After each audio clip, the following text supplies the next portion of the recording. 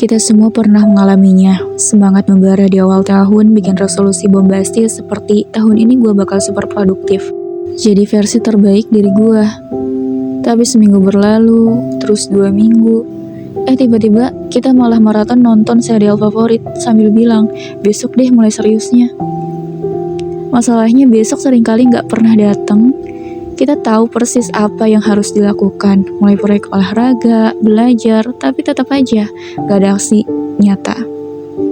Hasilnya rasa bersalah mulai merayap, pelan-pelan kita mulai merasa gagal lalu ngejustify, ya udah deh, emang guenya yang gini. Tapi masalahnya lebih dalam dari sekedar malas. Ini soal siklus yang berulang, punya ambisi, lalu gak mulai, lalu merasa bersalah, lalu menyerah, lalu ulang dari awal tahun depan dengan resolusi yang sama. Kayak lagu yang di-replay terus tanpa ujung. Dan tahu nggak, siklus ini nggak cuma bikin kita stuck, tapi juga ngerusak rasa percaya diri. Jadi, gimana cara keluar dari lingkaran setan ini? Yuk kita bongkar akar masalahnya di bab selanjutnya. Akar masalah prokrastinasi. Jadi kenapa sih kita sering banget nunda-nunda? Banyak yang bilang, gue kebanyakan distraksi nih, gara-gara media sosial, terus buru-buru hapus semua aplikasi, atau pakai mode do not disturb. Masalah selesai? Nggak juga. Prokrastinasi itu ibarat gunung es. Distraksi cuma yang kelihatan di permukaan aja, tapi bawahnya ada raksasa bernama inersia. Inersia ini konsep fisika sederhana. Benda cenderung diam aja kalau nggak ada yang dorong. Nah, otak kita ternyata sama persis. Kita diam, malas mulai, karena tugas yang kelihatan gede jadi terasa berat banget buat dijalanin. Misalnya nih ada tugas makalah 5.000 kata, otak langsung panik. Waduh banyak banget, gimana mulainya? Akhirnya kita malah nonton video kucing lompat-lompat. Intinya, inersia itu bikin kita ngerasa tugas tuh kayak gunung, tinggi banget. Padahal kalau mulai dari langkah kecil, gunung itu nggak setinggi yang dibayangkan. So, gimana cara ngatasinnya? Tenang, selanjutnya bakal dikasih solusinya. Mengatasi inersia. Oke, sekarang kita tahu inersia itu yang bikin kita stuck. Tapi gimana cara ngelawannya? Jawabannya mulai dari langkah kecil. Beneran kecil banget. Kenapa? Karena bagian tersulit dari segala aktivitas itu bukan ngerjainnya, tapi mulainya. Ibarat mau lari pagi, tantangan terberat tuh bukan larinya, tapi bangun dari kasur yang nyaman itu. Triknya, bikin target sekecil mungkin sampai otak gak bisa nolak. Misal mau nulis esai, nulis 50 kata aja dulu. Mau olahraga, gerakin badan 5 menit aja. Mau beres-beres, bersihin satu sudut meja aja dulu. Ketika targetnya kecil, otak gak merasa terintimidasi, bahkan seringnya gitu mulai, malah keterusan. Rasanya kayak, udah mulai nih, sekalian aja dilanjutin. Intinya langkah kecil itu kayak tombol start yang bikin mesin jalan. Yang penting, mulai aja dulu, jangan nunggu mood sempurna karena mood suka PHP. Nah, selanjutnya bakal dikasih trik yang lebih praktis lagi. Teknik 2 menit. Pernah dengar trik coba 2 menit aja? Kedengeran sepele, tapi ini salah satu cara paling ampuh buat ngalahin prokrastinasi. Prinsipnya simpel. Kalau ngerasa males, mulai coba lakuin tugas itu cuma 2 menit aja. Yes, 2 menit doang.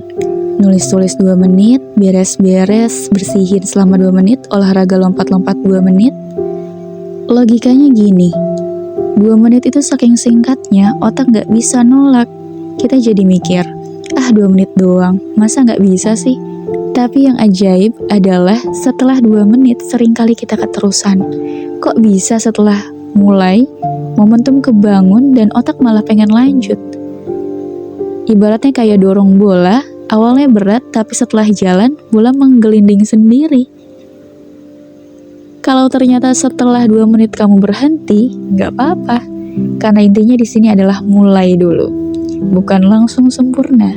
Kuncinya jangan fokus ke hasil akhir. Cukup pikirkan mulai sekarang.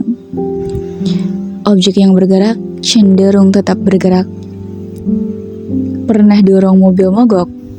Awalnya berat banget kan? Tapi begitu mulai jalan, dorongnya jadi lebih enteng. Nah, persis yang dijelasin sama prinsip fisika. Benda yang bergerak cenderung tetap bergerak. Prokrastinasi itu kayak mobil mogok. Mulai pertama kali emang berat banget. Tapi begitu kita ngasih dorongan kecil, ingat trik 2 menit tadi. Sesuatu yang keren terjadi, momentum terbentuk. Otak kita kayak bilang, udah mulai nih, sekalian aja lanjut. Contohnya gini, setelah nulis 50 kata, tiba-tiba jadi pengen nambah lagi.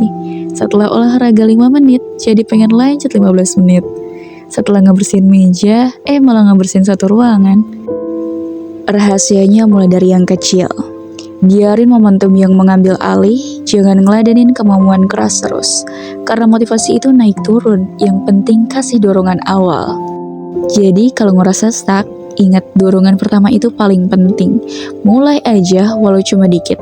Selanjutnya, kita bakal ngejelasin gimana prinsip ini dipakai di semua aspek kehidupan. Menerapkan prinsip ini. Sekarang kita tahu bahwa dorongan kecil bisa ngalahin inersia dan bikin momentum. Tapi gimana caranya pakai prinsip ini di kehidupan nyata? Santai akan dikasih contohnya biar relatable. Dalam olahraga, jangan mikir harus nge-gym 2 jam. Coba mulai dengan 5 menit aja, misalnya stretching atau plank. Biasanya udah mulai gerak, malah jadi semangat lanjutin. Dalam pekerjaan, punya proyek gede, jangan panik. Mulai dengan nulis 1 paragraf atau nyusun 1 ide kecil, begitu ngetik biasanya otak mulai panas, dan ide lain ngalir sendiri. Dalam hubungan sosial, mau reconnect sama teman lama, jangan mikir harus ngobrol panjang. Cukup mulai dengan 1 pesan singkat kayak hey, apa kabar, dan lihat gimana obrolannya berkembang. Kuncinya mulai dengan langkah super simple. Jangan fokus ke hasil akhir yang bikin overwhelming. Yang penting mulai aja dulu. Prinsip ini berlaku di segala aspek kehidupan. Mau ngatur keuangan, nulis buku, atau belajar skill baru. Mulai dari yang kecil, lanjut terus. Langkah kecil menuju perubahan besar. Siapa sangka langkah kecil bisa bikin perubahan gede. Nah, ingat kutipan legendaris dari Martin Luther King. You don't have to see the whole circus, just take the first step. Artinya kamu gak perlu tahu semua detail pekerjaan, atau gimana cara nyelesain semua masalah langsung. Cukup fokus ke 1 langkah pertama. Mau belajar bahasa baru, mulai bahasa 1 kata per hari. Ingin hidup lebih sehat, ganti 1 camilan aja dulu dengan yang lebih sehat. Punya mimpi nulis buku, cukup 1 halaman atau bahkan 1 paragraf sehari. Perubahan besar itu kayak bangun tembok. Setiap langkah kecil adalah batu bata. Yang bikin tembok itu makin kokoh. Bisa jadi hari ini kelihatannya gak ada progres gede. Tapi percaya deh, tiap langkah kecil yang konsisten bakal ngubah hidup kamu pelan-pelan. Ingat yang penting mulai. Langkah kecil hari ini, kalau diulang terus bakal jadi perubahan luar biasa di masa depan. So, apa langkah kecil pertamamu hari ini?